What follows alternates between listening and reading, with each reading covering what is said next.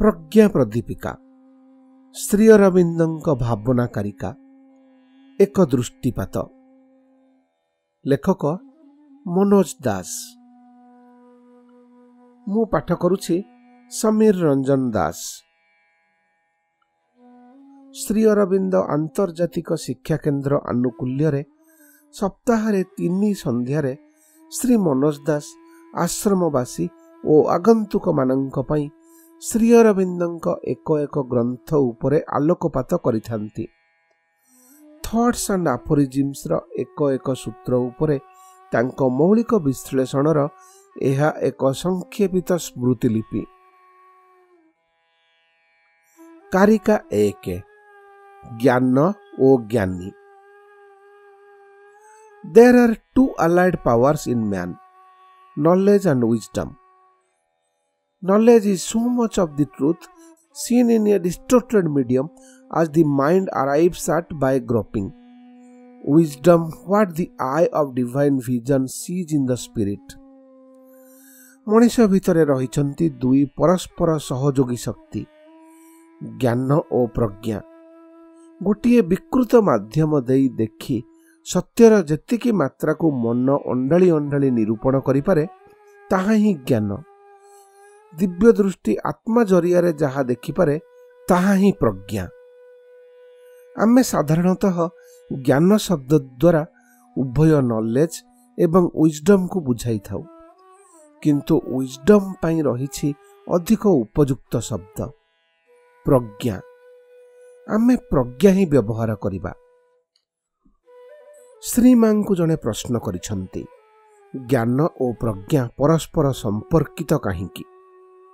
श्रीमा बुझाइछंती, उभय शक्ति आमको अज्ञान अंधारु आलोक दिगरे नहीं जिबा सकाशे उद्दिष्ट। ज्ञान मन द्वारा मिली पारुथिबा स्थले प्रज्ञा लाभ करिवार माध्यम आमर आत्मा। विकृत माध्यम बोइले कौन? श्री अरविंदଙ୍କ अभिव्यक्तिर अर्थ भिन्न भिन्न स्तर रे भिन्न।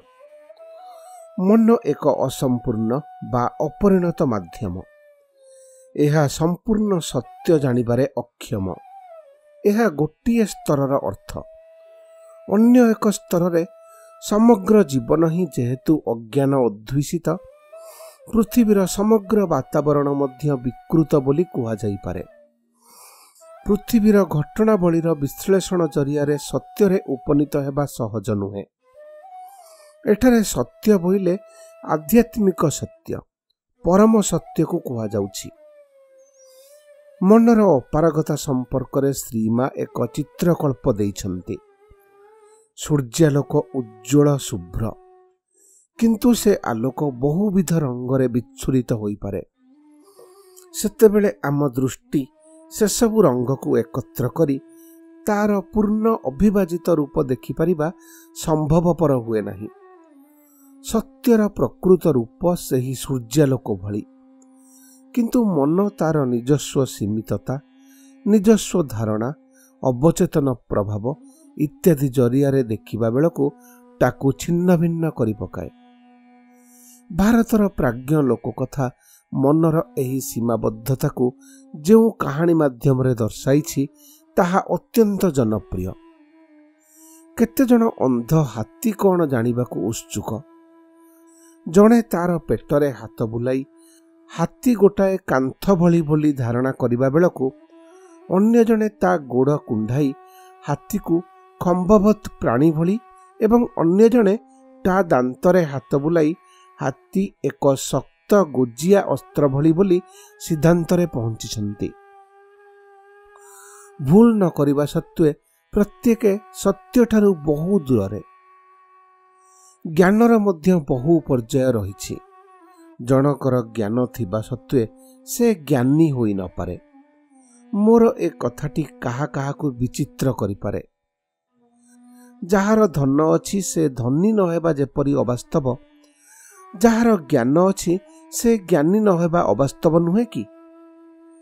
कथाटी सरल करदेवा निमंते गोटाए कहानीर आश्रय नेबी। धरंतु लोकटीर नाम जग्गू। फास बसाई से थरे थरे शुआ सारी धरे, से गुड़ी को बिक्री करे। ଦିନେ ତା ଫାଶରେ ପଡ଼ିଲା ଗୋଟାଏ ସୁନ୍ଦର ଶୁଆ। ଜଗ୍ଗୁ ତାକୁ ଧରିବା ମାତ୍ରେ ସେ କହିଲା, ବାବୁ, ତୁମେ ମୋତେ ଧରି କ'ଣ ଲାଭ ପାଇବ? ବିକ୍ରି କରି 2 ପଇସା ପାଇବି, ଉତ୍ତର ଦେଲା ଜଗ୍ଗୁ। 2 ପଇସା ତୁମେ ସୁଖ ପାଇଁ ଆୟ କରିବ ତ? ଠିକ୍ ଅଛି, ମୋତେ ଛାଡ଼ିଦିଅ। ମୁଁ ତୁମକୁ ଏମିତି 3ଟି ଜ୍ଞାନ ଦାନ କରିବି ଯାହା ତୁମକୁ ବହୁତ ଦୁଃଖ ଏଡ଼ାଇ ଯିବାରେ ସାହାଯ୍ୟ କରିବ। ମୋତେ ବୋକା ବୋଲି ଭାବିଲ କି? ବେଶ୍, ଆଗେ ସେ 3ଟି ଜ୍ଞାନ ଦିଅ, ତେଣିକି ମୁଁ ବିଚାର କରିବି, କହିଲା ଜଗ୍ଗୁ। ଶୁଣ, ଯାହା ଚାଲିଯାଇଛି ତାହା ପାଇଁ ପସ୍ତେଇବ ନାହିଁ। ଏହା ପ୍ରଥମ ଜ୍ଞାନ। ଯାହା ଅବାସ୍ତବ ବୋଲି ବୁଝୁଥିବ ସେଥିରେ ପରତେ ଯିବ ନାହିଁ। ତୃତୀୟରେ, ଯାହା ଅକ୍ତିଆର କରିବା ସମ୍ଭବ ନୁହେଁ ତାହା ଅକ୍ତିଆର କରିବାକୁ ଚେଷ୍ଟା କରିବ ନାହିଁ। ପକ୍ଷୀ କହିଲା। ହା ହା, ହସିଲା ଜଗ୍ଗୁ। ତୁମେ ମୋତେ ଏହି ଜ୍ଞାନ ଦେଇଛ? ଏ ଜ୍ଞାନ କ'ଣ ମୋର ନଥିଲା? ସେ ଏମିତି ଆସ୍ଫାଳନ କରିବା ଭିତରେ ପକ୍ଷୀଟି ତା ହାତରୁ ହଠାତ୍ ଖସି ପଳେଇଲା। ଜଗ୍ଗୁ ଚମକି ପଡ଼ି ଅନେଇଲା ବେଳକୁ ପକ୍ଷୀ ଯାଇ ଗୋଟାଏ ଗଛ ଡାଳରେ ବସିଛି। ତୁମକୁ ମୁଁ ଦେଇଥିବା ଜ୍ଞାନ ଆଗରୁ ଜଣାଥିଲା ପରା? ତାହେଲେ ତ ତୁମେ ଟିକିଏ ସତର୍କ ଭାବରେ ମୋତେ ତୁମ କବ୍ଜାରେ ରଖିପାରିଥିଲେ ତୁମ ଭାଗ୍ୟ ବଦଳି ଯାଇଥାନ୍ତା। ତୁମକୁ ଜଣା ନାହିଁ, ମୋ ପେଟରେ ଗୋଟାଏ ବଡ଼ ଆତ ଆକାରର ହୀରା ଅଛି। ତାର ମୂଲ୍ୟ 1,000,000 ଟଙ୍କା, ପକ୍ଷୀ କହିଲା। ଜଗ୍ଗୁ ଆଗକୁ ଖେପି ଯାଇ ହାତ ବଢ଼ାଇ ପକ୍ଷୀକୁ ଧରିବାକୁ ଚେଷ୍ଟା କଲା, କିନ୍ତୁ ପକ୍ଷୀ ଗୋଟାଏ ଉପର ଡାଳକୁ ଉଡ଼ିଯାଇ ବସିଲା ଓ ହସିଲା। ଜଗ୍ଗୁ ତହୁଁ ଗଛ ଚଢ଼ିଲା, କିନ୍ତୁ ସେ ଯେତିକି ଉପରକୁ ଉଠୁଥାଏ ପକ୍ଷୀଟି ସେତିକି ଅଧିକରୁ ଅଧିକ ଉପର ଡାଳକୁ ପଳାଇ ଯାଉଥାଏ। ଶେଷରେ ପକ୍ଷୀ ଯାଇ ସବା ଉପର ଡାଳରେ ବସିଲା। ଜଗ୍ଗୁ ତାକୁ ଧରିବା ମାନସରେ ଠିକ୍ ତା ତଳ ଡାଳକୁ ଉଠନ୍ତେ ସେ ଗୋଟିକ ଭାଙ୍ଗିଗଲା। ଜଗ୍ଗୁ ଆସି ପଡ଼ିଲା ତଳେ ଗୋଟିଏ କଣ୍ଟା ବୁଦା ଉପରେ। ଦେହ ହାତ ଚିରିଗଲା। ପକ୍ଷୀ ଉଡ଼ିଯାଇ ତା ମୁଣ୍ଡ ଉପରେ ଚକ୍କର ଦେଇ କହିଲା, ତୁମେ ଏଥର କିଛି ବୁଝିଲ? ମୁଁ ଦେଇଥିବା ଜ୍ଞାନ ତୁମର ଅଛି ବୋଲି ତମେ କହୁଥିଲ। ବାସ୍ତବରେ ତମର ସେ ଜ୍ଞାନ ଥିଲେ ବି ତୁମେ ସେ ଜ୍ଞାନରେ ଜ୍ଞାନୀ ନଥିଲ। ଯାହା ଚାଲିଯାଇଛି ତାକୁ ନେଇ ପସ୍ତେଇବା କଥା ନୁହେଁ। ମୁଁ ତୁମ ହାତରୁ ଖସିଯିବା ପରେ ବି ତୁମେ ମୋତେ ଧରିବାକୁ ଚେଷ୍ଟା କରି ପ୍ରମାଣ କଲ ଯେ ତୁମର ସେ ଜ୍ଞାନ ପ୍ରକୃତରେ ନାହିଁ। ଯାହା ଅସମ୍ଭବ ସେଥିରେ ବିଶ୍ୱାସ କରିବା କଥା ନୁହେଁ। ଅଥଚ ତୁମେ ମୋ ଭଳି ଟିକି ପକ୍ଷୀ ପେଟରେ ଆତ ଆକାରର ହୀରାଖଣ୍ଡ ଥିବା କଥା ବିଶ୍ୱାସ କଲ। ଯାହା ତୁମ ଅକ୍ତିଆର ବାହାରେ ତାକୁ ଅକ୍ତିଆର କରିବାକୁ ଚେଷ୍ଟା କରିବା କଥା ନୁହେଁ। ମୁଁ ପକ୍ଷୀ, ସହଜରେ ଗୋଟାଏ ଡାଳରୁ ତହିଁ ଉପର ଡାଳକୁ ଯାଇ ଉଡ଼ି ପଳାଇ ଯାଇପାରିବି। ତୁମେ କେମିତି ଭାବୁଥିଲ ମୋତେ ଗଛ ଚଢ଼ି ଧରିପାରିବ? କାହାଣୀଟିର ସମାପ୍ତ ଏହିଠାରେ। ଏ କାହାଣୀର ଶିକ୍ଷା ସାମାଜିକ ଜୀବନ ପ୍ରତି ପ୍ରଯୁଜ୍ୟ, ଆଧ୍ୟାତ୍ମିକ ଜୀବନ ପ୍ରତି ନୁହେଁ। ଜଗ୍ଗୁ ଯାହାକୁ ନିଜର ଜ୍ଞାନ ବୋଲି ମନେ କରୁଥିଲା ତାହା ଜ୍ଞାନର ଏକ ଧାରଣା ମାତ୍ର। ଜ୍ଞାନୀ ସିଏ ଯିଏ ନିଜ ଜ୍ଞାନ ଉପଲବ୍ଧି କରିଥାଏ, ଅର୍ଥାତ୍ ସେହି ଅନୁସାରେ ଆଚରଣ କରେ। ମିଥ୍ୟା ଓ ଦୁର୍ନୀତି ମନ୍ଦ, ଏ ଜ୍ଞାନ ପ୍ରାୟ ସମସ୍ତ ଲୋକଙ୍କର ରହିଛି।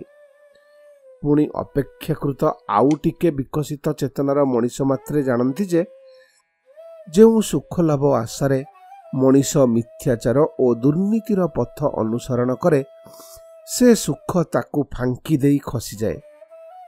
ଆହୁରି ମାତ୍ରାଏ ଅଧିକ ବିକଶିତ ଚେତନାର ଲୋକେ ଜାଣନ୍ତି କି ସେଭଳି ପଥରୁ ସୁଖ ମିଳିବା ତ ଦୂରର କଥା, ସେ ପଥରେ ଯାଇ ଚେତନାର ଯେଉଁ ଅଧଃପତନ ଘଟେ ତାହା ଜଣକୁ ଅଜ୍ଞାନ ଅନ୍ଧକାର ଭିତରକୁ ଟାଣି ନେଇଯାଏ।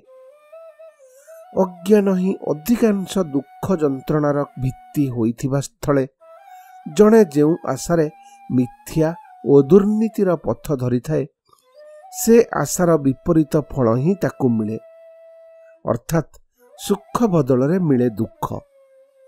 କିନ୍ତୁ ଏ 3 ପର୍ଯ୍ୟାୟର ଜ୍ଞାନ ମଧ୍ୟ ଜଣକୁ ଜ୍ଞାନୀ ନ କରିପାରେ।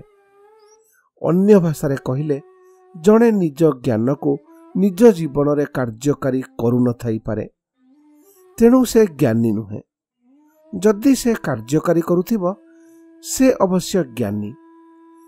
କିନ୍ତୁ ଶ୍ରୀ ଅରବିନ୍ଦ ଏଠାରେ ଯେଉଁ ପ୍ରଜ୍ଞା କଥା କହୁଛନ୍ତି ତାହା ଏପରିକି ଏଭଳି ଜ୍ଞାନୀର ଆୟତ୍ତର ମଧ୍ୟ ଊର୍ଦ୍ଧ୍ୱରେ।